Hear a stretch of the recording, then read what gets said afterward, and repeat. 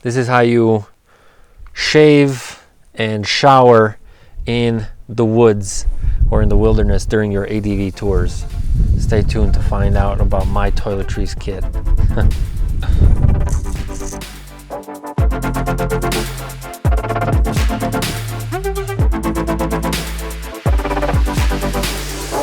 Bravo y dobrodošli, bom dia, bienvenidos, servus, willkommen, buenos dias, bienvenidos, and greetings riders to another short episode about my Toiletries kit.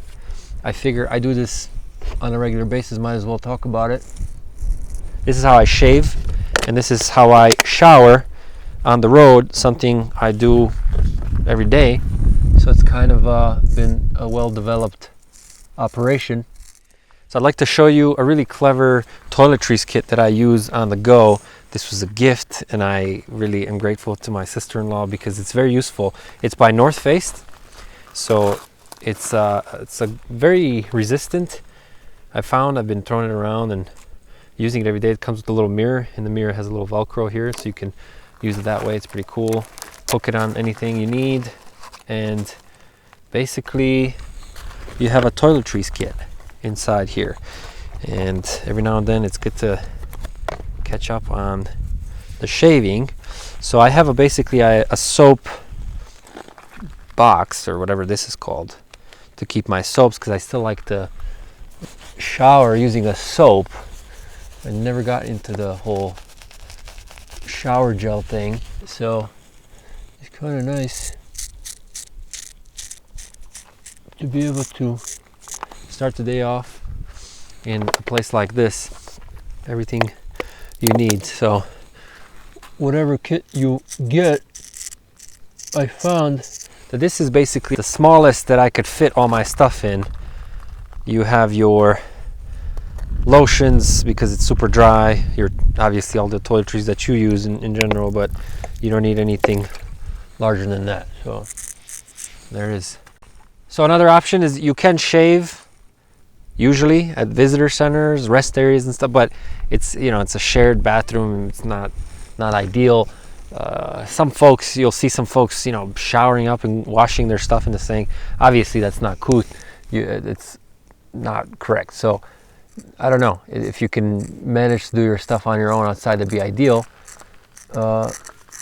Straight razors are difficult to maintain sharp on the road because you can get them honed especially when you're in places where they still use straight razors. You can get them honed for cheap where they sell them, but to strap them, you can use a belt for that. Pretty simple. You don't have to carry anything more than this. But for showers, it's kind of interesting because I've never missed a shower in my, how many international miles of touring. Every night I've had a shower. It's a routine that I try not to skip, and it's usually a warm shower. And the way I do it is I put for example, if the exhaust is here on this bike, it's on the other side, but for the sake of demonstration, if the exhaust is here, there's usually some way you can put a water bottle, like a 1.5 liter or 2 liter water bottle there, where it's collecting that heat all day from the exhaust. On this motorcycle, there's a lot of space here. You can actually I added another storage box, so sometimes there's enough space for you to make that happen, and that's all you need to really wash off the dirt. And it does so much for the morale too. When you go to bed clean, your stuff is clean, you don't have to wash it as much or as often. So that's one way. Obviously rivers, streams, sprinkler systems at night. Schools will often run, in the US in any case, run their sprinkler system at night for their sports fields, so you can kind of count on it. Time is on my side. Yes, it is. Time. So look, there's sprinklers, and I think I'm just gonna take a quick shower. Why the hell not? A little cold, but swam in glacier lakes before. This is gonna be fine. What's more important is that you're using wilderness wash, because this is biodegradable. It's concentrated. You can use this to wash not only yourself but your dishes even. So it's kind of like one if you're not picky, this will do the job. But it's, you know, shampoo, body wash, dishwasher, clothes washing, everything. This can do it. And you can do it in the river, and you don't have to worry about, you know, the environment, because it's meant for that, or to be safe. So that's what I can say about showering. I do have an MSR water bag. It's a black 2-gallon water container, basically, and I can stick a knife into a tree if I don't find anything else, and wrap this around the knife or around a branch or whatever, and I can open the little spigot, and it, you know, the gravity is feeding that water onto me. I can have a really good shower. I like to carry that because if I'm in the desert, that's another way to carry extra water. It's matte black, so it collects heat all day long if you leave it on top.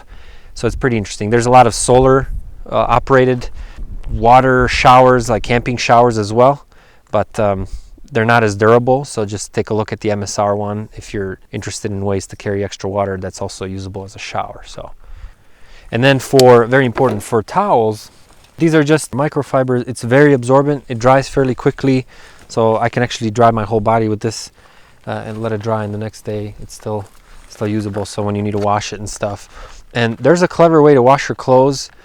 Peng washes his clothes with this little apparatus. It's electrical, but it's kind of neat how compact it is. So obviously it's more useful for overlanding in the vehicle that has a plug for it. But you can do all of that on the road. You don't have to suffer and be dirty and hairy and stuff. So this is your washing machine. Yeah. Pretty cool. It expands into a, I don't know, sizable bucket.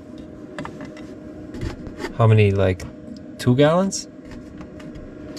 I would say 1.5 probably. It's electric. It's called Moyu.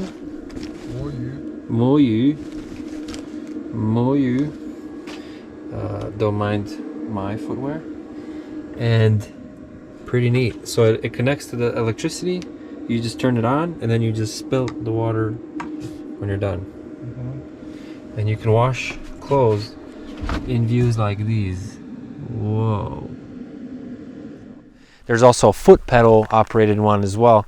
I found the clothes washing to be the biggest issue on a long-term adventure tour, because you would have to plan in advance to stop at a laundromat if you are not staying at somebody's place or something, and you have to be there while your clothes are washing and stuff. So if you book a hotel every now and then, you can wash your outerwear in the bathtub and stuff just to get the dirt off. But yeah, the clothes are a pain in the butt. So sometimes, especially if you're in developing countries, Latin America, etc., you can afford to buy clothes on the go as you go along as well, at least the basics and stuff. So it supports the people who are selling them, and you don't have to wash anything. You could use those clothes as rags when you need to work on your bike and stuff, your old clothes. So well, there it is. Thank you for watching. I hope that was useful and helps make your adventure tours a little more comfortable.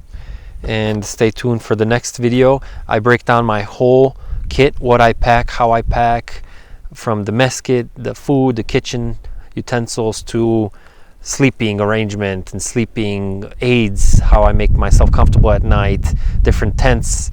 All of that is going to be divided in separate episodes. So take a look if you are figuring out how to pack for those long-term adventures, then I think you're going to find those videos very helpful. Thanks again for watching. Please participate in conversation, and until next time, Nick, I'm out.